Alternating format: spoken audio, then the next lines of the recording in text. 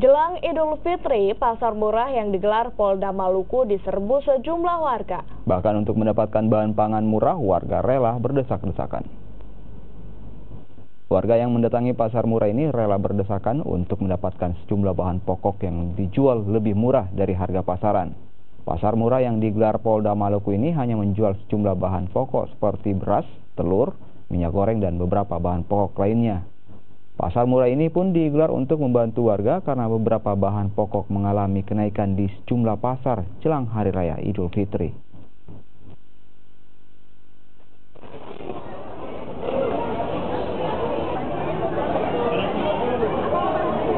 Apa?